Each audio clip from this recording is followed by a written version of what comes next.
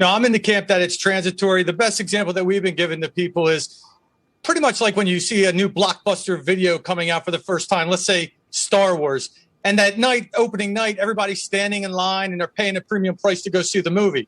A couple of weeks later, there's no lines and you can see it anytime you want, at any place you want to. And then a year later, you stream it for $3.99 to your home. And I think that that's exactly what's happening. You have all consumers simultaneously coming out of spending hibernation, spending on the same things. And I think the best example I can give you right now is travel.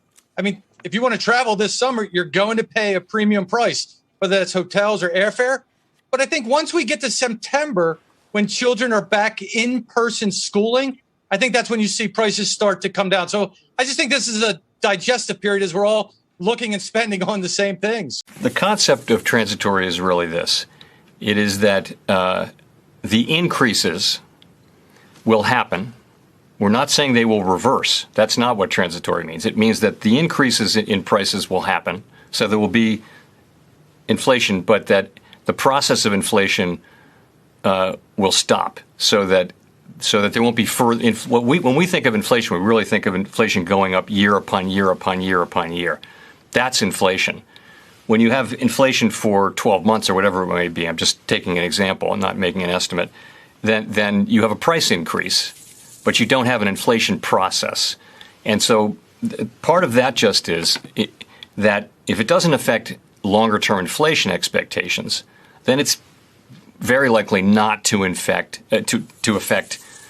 the process of inflation going forward. So what I mean by transitory is just something that doesn't leave a permanent mark on the inflation process. Again, I don't mean that producers are going to take those price increases back. That's not the idea. It's just that they won't go on indefinitely.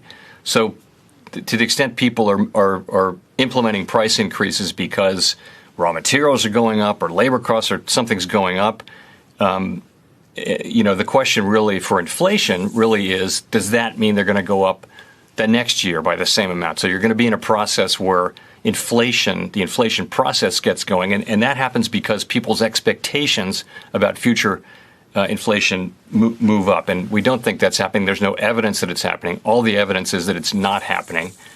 But a surge in demand and any inflationary bottlenecks would likely be transitory, as fiscal tailwinds to growth this year are likely to transition to headwinds sometime thereafter. And a burst of transitory inflation seems more probable than a persistent shift in trend inflation and an unanchoring of inflation expectations. We also know that as our economy has come roaring back, we've seen some price increases. Some folks have raised worries that this could be a sign of persistent inflation. But that's not our view. Our experts believe, and the data shows, that most of the price increases we've seen were expected and are expected to be temporary.